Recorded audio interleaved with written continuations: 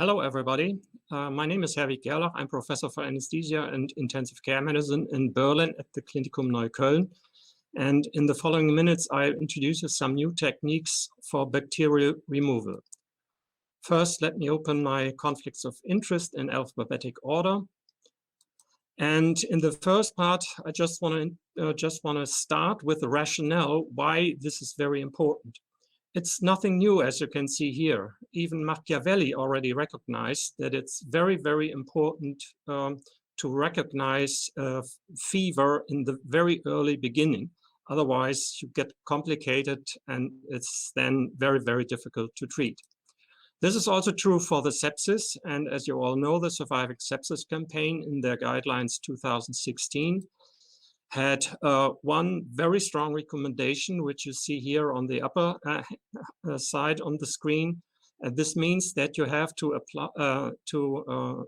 apply intravenous antibiotics as soon as possible, and if possible, less than 1 hour. This was already confirmed in a prospective trial in the United States, which was published in 2017. Which indeed show this time dependency of the very early treatment with antibiotics. And as you can see here in the risk-adjusted line, you see that even the time between 1 and 2 hours makes a difference in survival. And every hour is a step further on higher mortality. And this is also true for any kinds of subgroups.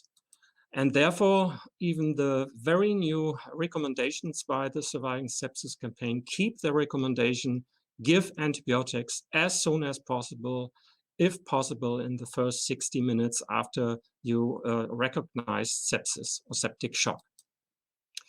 And this is also true for patients coming into the emergency department. Here's a very recent publication by Peltan.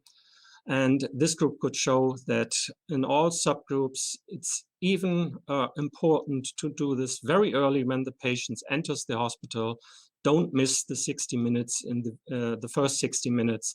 Otherwise, you have an increase independent from the subgroup of mortality.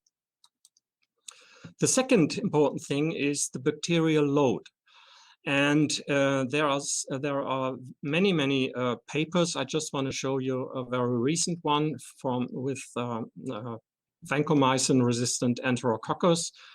And this study looked also, which was done for looking for the differences between ilezolit and daptomycin. However, they also looked for the influence of the bacterial load in the number of copies per ml. And here you can see the difference between non-survivors on the right-hand side and survivors on the left-hand side. The non-survivors have a higher rate of colony-forming units in the blood and higher number of copies.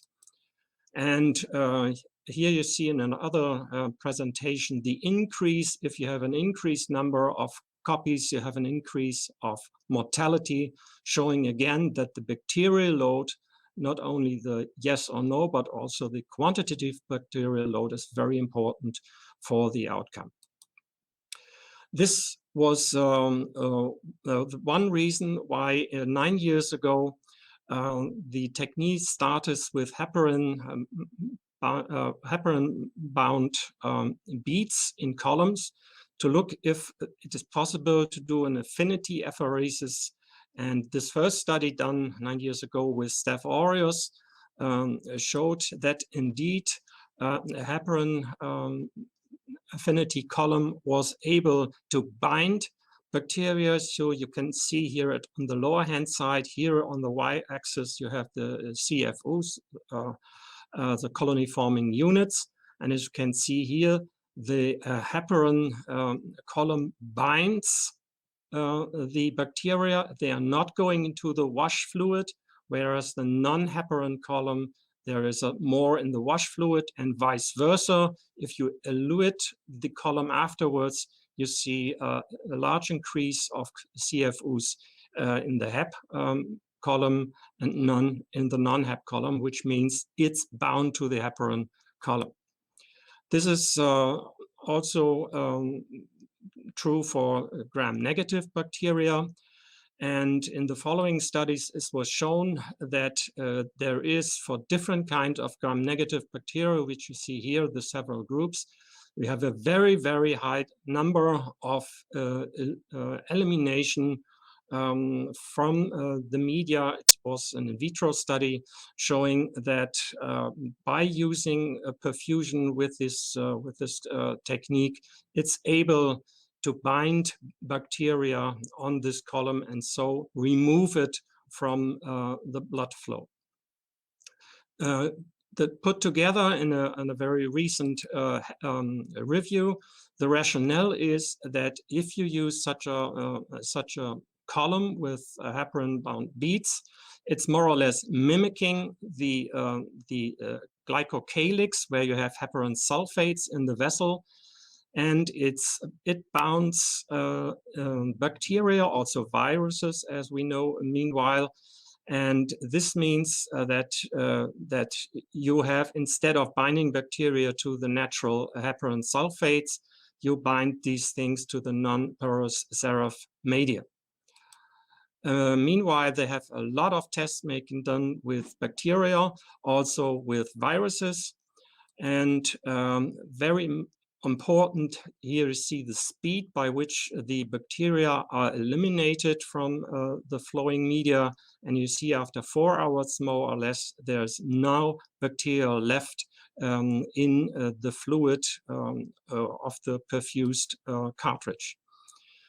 Of course, there's always worries if other kind of proteins are bound. There have been made tests, several tests, albumin, protein C, for instance, immunoglobulins. There's no binding to the column. Small amounts of 83 might bind. Some antibiotics may bind a little bit, but this is quite normal if you're doing hemodialysis and hemofiltration, and therefore maybe this has to be adapted then over the treatment period.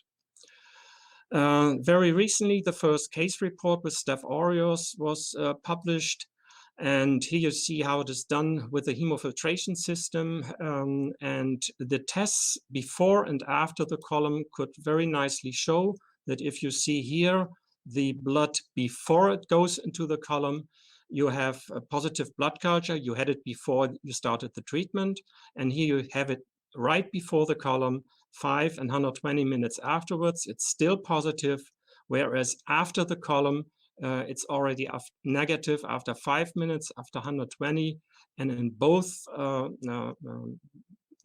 blood forms, means pre and after the column, after 4 hours, it's negative.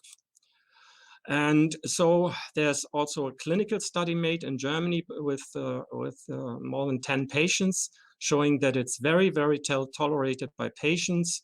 It eliminates bacteria. You have a time change of time to positivity, and it's very broad. And so it's a new option to have a treatment option for instance, drug-resistant pathogens where antibiotics are not active anymore. And of course, this is an adjunctive therapy to the causal therapy with antibiotics. It should not replace the antibiotics.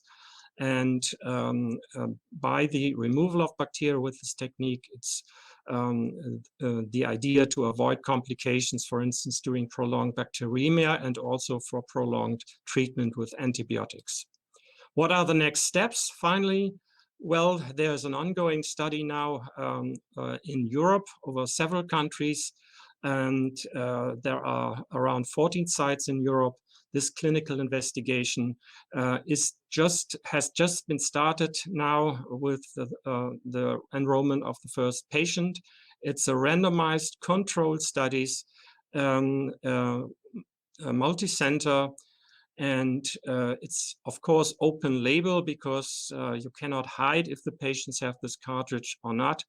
And the aim of the study is to demonstrate the safety and performance of the system, and in concrete, the reduction of the pathogen load Therefore, the technique of testing the efficacy of this system is done very similar to the case report I just showed you, that samples are done before and after the cartridge to show if this is really effective or not.